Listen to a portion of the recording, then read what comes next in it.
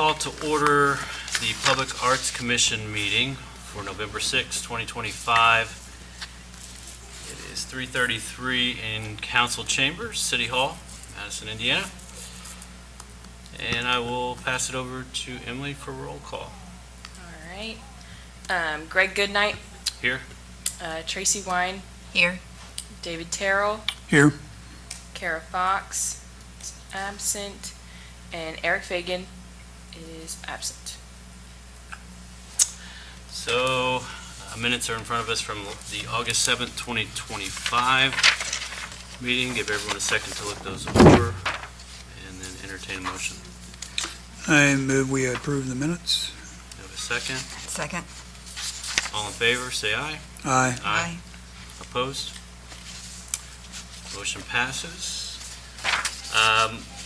Third on our agenda is claims, which there are none for this evening's meeting, our afternoon's meeting.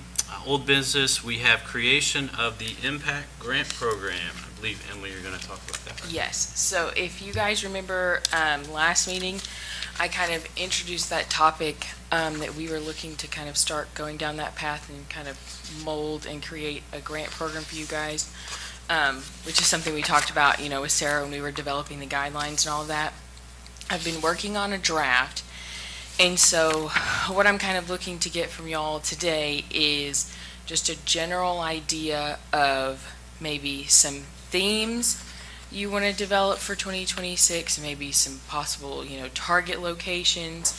Do you want to specify, what kind of art, like, sculpture, mural, do we want to get that specific? And maybe just some general themes. I had spoken with Tony, and we kind of threw out maybe Johnson Lake. We have a grant from the Department of Natural Resources to plant some trees down there. So this fall, so there will be some work being done down there. If you wanted to kind of target Johnson Lake, and you could say, you wanted something that relates to nature, you could go the North Madison route, talk about the history of North Madison. Tony had also thrown out the connector system, maybe something under the bridge on McIntyre Street. If we wanted to target kind of the trail, if we want to do a mural down there, or possibly maybe the new parking lot that's going to be connecting at the bend on Clifty Hollow, if we wanted something down there that relates to, the railroad or nature, that kind of thing. So I'm just trying to get an idea of kind of what you guys are thinking, so that then we can kind of mold the guidelines, and then hopefully next year be able to kind of, roll out the program. That way I can work on the physical application itself, and then we can kind of go from there. So Where's Clifty Hollow, the parking lot? What are you talking about? so when you're going, if you're heading out of town towards Hanover on Main, there's the first bend, right? There's that dentist office that's kind of catty corner on the left. Yeah. There's going to be a new parking lot basically diagonal from that for the Trail? that's connecting to So it's across Clifty the Falls. street from the trail? It'll be basically kind of right in front. If you were there before, the trail was kind of loosely basically just ended at the curve, and there's Right. basically a little piece of land right there when the road curves out, and then there's a little piece of land like basically to the right of that. There'll just basically be a brand new parking lot right there to kind of facilitate new activity on the trail. On the same side of the trail? Yes. Oh, Yes. okay. Yes. If you, Right after the bridge? Yes. Right after the bridge and right when the rock wall So a is pretty small much starting. parking lot? Yes. Yes. Okay. Yes. And, okay. I like the idea, I never thought about it, but I like the idea of Johnson Lake. Okay. I like the idea of strategically looking for places on the hilltop. Okay. That makes sense for public art. What it would look like thematically, I'm not sure. Okay. I would also, if I could add, I love the connector trail. There are Yes. a lot of opportunities Okay. throughout. I know that's a big quality of life, and there's a lot of great projects happening. The tie that binds being moved to the base of the Heritage Trail Yeah. portion. I know me and my family walk those trails quite often, so I constantly am seeing a lot of Yeah. opportunity there. The roundabout, I don't know if that is an opportunity area that we could potentially, but main corridors in general. Okay. I know obviously that those really, those really predominant areas at kind of entrance and exit of main, predominant Yep. Madison areas, I think is important to kind of identify. Are you looking to just kind of identify, is the thinking, Emily, to identify lots of opportunities or lots of areas and then kind of work towards from that point forward, or is that the thinking? I think the idea is to maybe identify like maybe 2 or 3 that would be targeted for 2026, and then it be kind of an annual thing that we might reevaluate, so these 3 would be the targets for 2026. Then, close to the end of the year, we would evaluate, for 2027. Then, if something, doesn't get picked up that you still want to carry over into 2027, or, if you wanted 3 brand new target locations. I think that's kind of the idea, to kind of loosely reevaluate annually to then kind of identify, okay, this is how we're aligning the grant program for this year and that kind Sure. of thing. I think now I know where the trailhead is, or where that parking lot is, it's a nice bookend between the ties that bind Yeah. and Yeah, there. Clifty Falls. Yeah. And I'm intrigued, Yeah. long-term, I'm intrigued by kind of like a sculpture trail. And Okay. that's that from Vaughn Drive up to the new trail, Vaughn Drive, the Vaughn Drive to Second Street segment needs to be developed, but to me, that's a natural path for a sculpture trail. Okay. And the ones I've seen, like Winona Lake and some other places, they're really nice, and they draw people. But I kind of like I do like the roundabout and Johnson Lake. I think the hilltop could use some of that. Okay. And I think those are 2 natural places to put Okay. something. Possibly the riverfront, of course. Mhm. There's always opportunity there, I believe. Specifically kind of that gazebo area, possibly, Okay. where there's some green space. Yeah. The kind of the jut out there, that kind of thing, but there's a lot of opportunity probably there. You can even say down past the bridge where city campground, kind of a corridor, different, doesn't get a lot of attention necessarily, but gets a Okay. lot of traffic from folks in and out of town. Fairfield drives a lot. You got a lot of bridge traffic now. So Yeah. anyway, that would maybe be another area I might point out. Okay.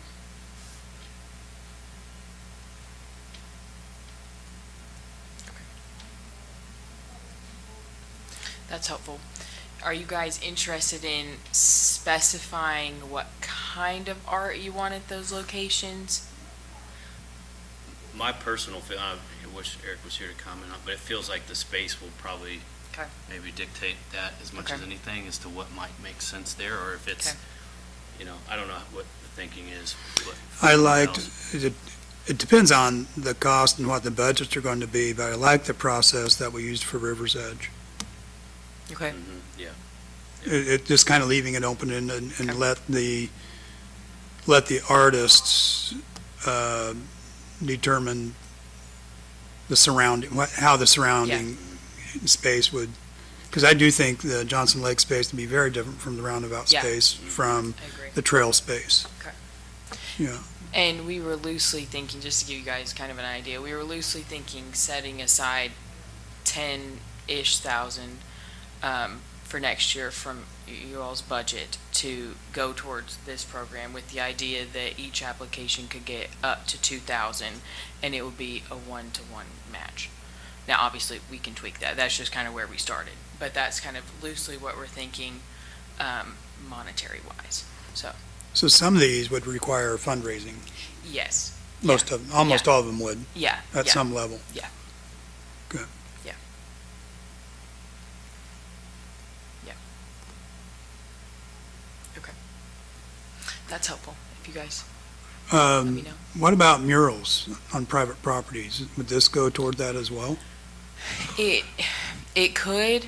I think we're still trying to work through that. If we, again, maybe that goes towards some of, if we think a mural would work in the specific space that we targeted. I think we're kind of looking to maybe narrow in the guidelines a little bit as opposed to leaving them so open-ended, which is why I think we're kind of leaning towards maybe the target areas to try to help guide submissions a little bit. Mm-hmm. Yeah. Okay. Is that helpful? Do you guys have any other thoughts, comments? No, and I guess I'm curious, like, you gave a general outline of the, the timeframe that you're looking to, start putting things together, kind of be in place at some point in Q1 next year is Yeah. what kind of I'm hearing, which is exciting. I think the other just general comment, I think it's really exciting, again, to see the investment that the city is making into public art, and the quality of life that drives, the economic driver that it is. That's just very exciting for me personally, so if I can make that public comment.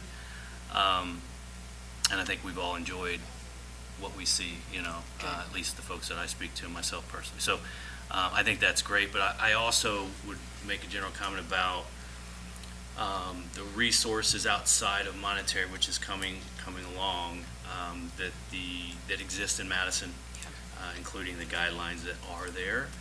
And I would encourage the public to kind of review those. They're meant to assist, to help nurture that process so that you have more resources available to you. Because I know myself, if I was doing a mural preceding all of this that I've learned over the last several years through MA and then on the commission, there's a lot to that process that is really impactful. So I would just make that comment as well.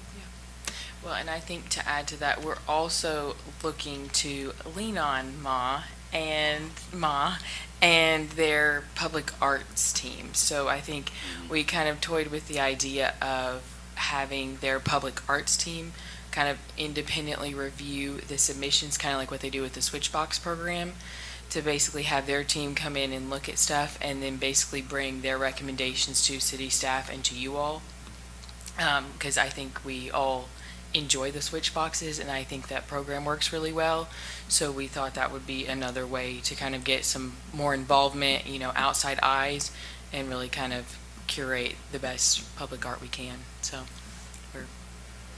we're going to be continuing our partnership with Kim. So It's exciting. So yeah. No, that's helpful. Thank you. And we should have a draft, more physical draft for you guys to be able to look at and kind of iron out, so then we can try to move forward with that at the beginning of next year and really get this thing rolling. So yeah. Good. Additional discussion? No? We'll move on to new business, and I believe Kim has referenced Nyberg is here with Madison Area Arts Alliance for the new installation in the Arts Alley. Good afternoon. Good afternoon, everybody.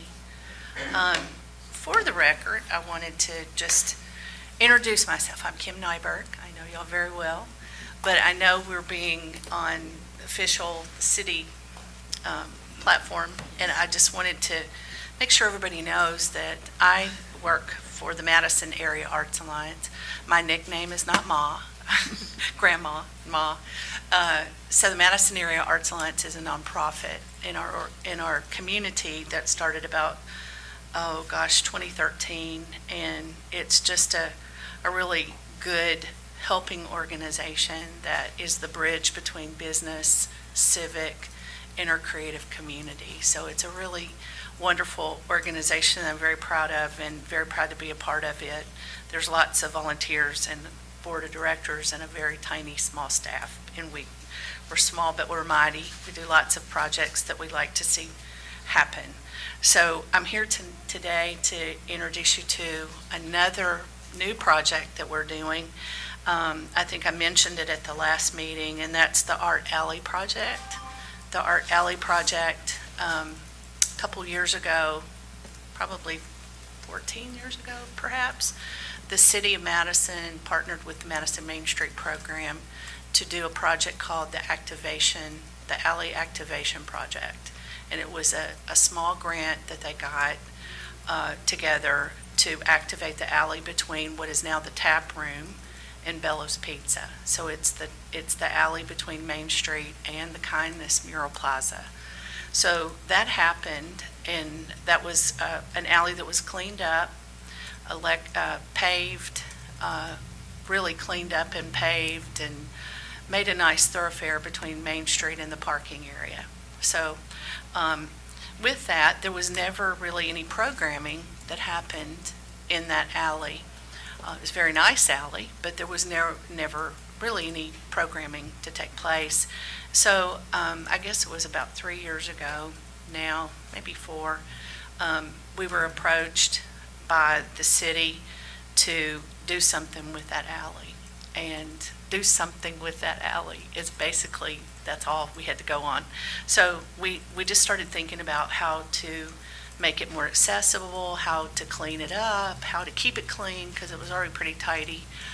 So working with the city, there was placement of benches, or revitalizing, refurbishing the benches that were there, the big black benches. Additional furnishings of tables and chairs.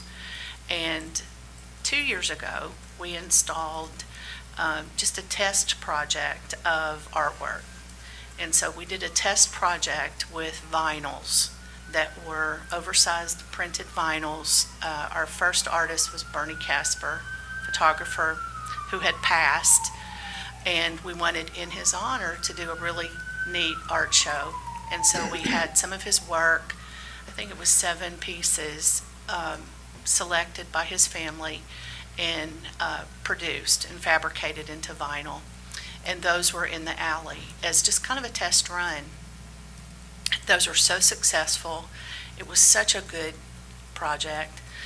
We even hosted the signing of the Chautauqua poster in there. It was the year that Bernie Casper's photography was featured in the Chautauqua poster, so how appropriate. So anyway, it was a very successful project, but it wasn't permanent.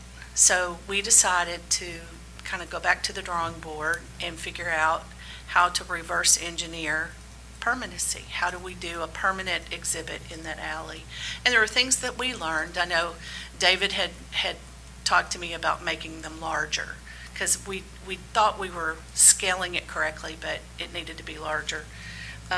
So anyway, we've done that. We tested out a prototype. We had it fabricated, had a big frame fabricated, and we tested it, and it's working.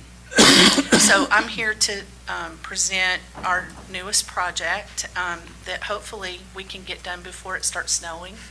And we're pretty adventurous on this. We want to make sure it happens. So I'm going to show you these. Thank you, ma'am.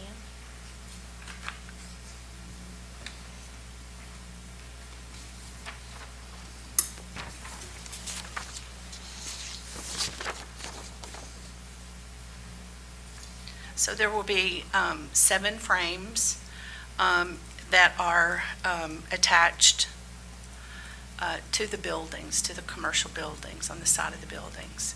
We are preservationists, so we are not drilling into brick. We are fastening these to mortar. And it's a very sensitive, this has all been thought out really well, and we are actually putting a plate on the brick, fastening in the mortar, and then the frames will be attached to the plate. We've really had a lot of thought in this. We have a great team trying to figure this out. As you can see in the diagram, there's the plate and then the frame, and then the vinyl art pieces will be attached to the frame. So it's actually a floating frame. The cool thing about this is they can be both horizontal and vertical. depending on the artwork. So there is a test frame in the alley right now, if you'd like to go see it. We tested it a week ago, and you'll see, I have photographs of the workers. A shout out to one of your city workers who was, Trev was really great and helped us. But the MA volunteers were there to do that. The last thing I'd like to mention is we have secured a sponsor for the fabrication, to underwrite the fabrication of all 7. We have also, the same sponsor is going to help us with the first exhibit. And the first exhibit will feature Harlan Hubbard's work. And I have some pictures that I'd like to share. We haven't selected the pieces yet, but it's just going to be a wonderful thing. So we're going to introduce Harlan Hubbard, reintroduce his work to the community, and hopefully tell his story to folks that might not know about him and his beautiful work that he brought to our community. So that's the project, and I can answer any questions y'all might have. That's obviously very exciting to see in these photos. The floating frames are very cool. You mentioned seven frames, Kim, is that correct? Yes. And so the frames are permanent, but the works or the vinyls will not be, essentially. How will that be kind of navigated as time moves on? We're hoping to do 2 exhibits a year. Okay. The expense on this project really is the fabrication of the frames. Mhm. Vinyls are, we have those locally made, and that's going to be a doable project. So we could start, our goal is to start with 2 a year. And then if it's, it's kind of like the switch boxes. We thought we were going to change those up every 18 months. Well, they lasted so well, we changed them up every 36 months. So we're going to just see how this works to start. But they're fairly easy to change out the vinyl. Mm-hmm. And the building owners and property owners, that process was, I'm sure they're very excited to. We are in the process of working with one of the property owners. We haven't really sat down and really had a big conversation. We've had just a general fine that sounds great. Mm-hmm. The tap room owner is very, very excited and willing to do anything for us, and has been just great. They've actually power washed and cleaned up, and they have Cool. plans to even do some more. I think you hit on it, and it might be different for each different display, as they kind of move. But you mentioned is one of the frames or multiple going to tell the story of the particular artist, essentially? Mm-hmm. And then, Mm-hmm. yeah. The goal right now is to do 7 visuals, 7 big, and they're actually 4 foot by 6 foot. They're really nice. There's a prototype right now in the alley, if y'all like to go look at that at some point. But we are looking for, we'll do another smaller frame that would be the information about the artist. Cool. And we plan to do an opening,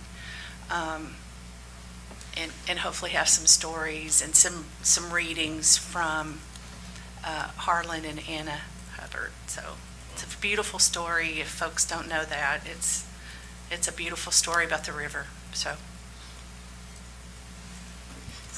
like on this, you said that they're similar to the switch boxes. And we know how well the switch boxes have held up.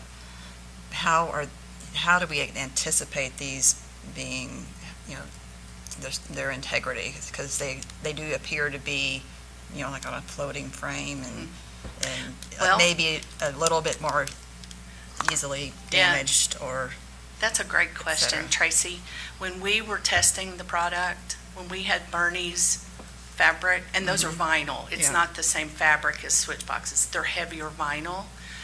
Those lasted 2 years. That Bernie Casper's artwork, the photography on the vinyl, was up for 2 years.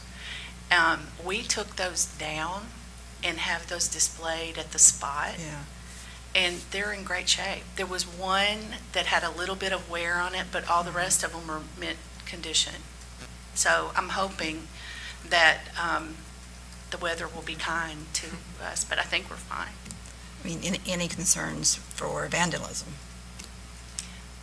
Well, I think that's more what I was getting Oh, at. okay. Since you've got this floating frame with an open space behind it. it's very snug to the wall. Okay, There's probably a third of an inch between the frame and the wall. There's nothing, you can't move it. Yeah. It's not. I will say, it's kind of anecdotal, but let me tell you this. When we put the tables and chairs out, someone walked by and they said, those tables and chairs are going to be gone in a week. They're still there. They're in great shape and nobody plays with them. So it's the whole premise of, if you make things really nice, people do respect it, and we're hoping that this will be one of those examples. So, but those are great questions. We didn't experience any with the photographs, did we? Any vandalism? No, I think people adore pretty things. I'm Yeah. always really excited when every morning there are people that are on the bench looking at the kindness mural. They tend to really love that. And then at night, people are out walking around peering at cool things. So we hope that this will bring joy. You- So, I'm seeing, and you said that there is a display one down there we can take a look at, but approximately how high is it from its lowest point off of the ground? I'm seeing a step ladder in the photo, and It's pretty high. It's probably, I'm like 5'8". It's probably right there. It was a good eye level. And we just kind of move, but if you get it too far, you can't see. Sure. And there's just a fine, nice level, but if you'd like to look at it, if there's thoughts, let me know. Yeah. But I think you'll find that it's a good level. And those things are, can't imagine, they're pretty secure. Yeah.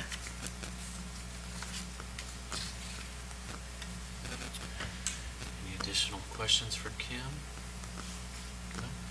I don't know if we have to approve, if y'all have approved this stuff, or is this a courtesy just to let you know what we're doing?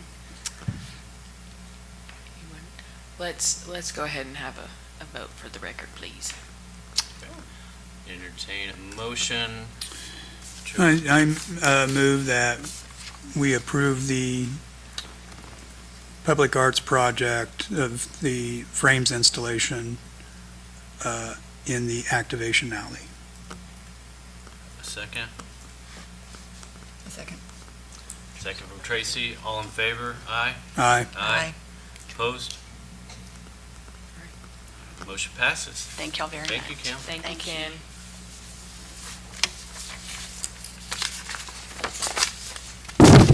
All right.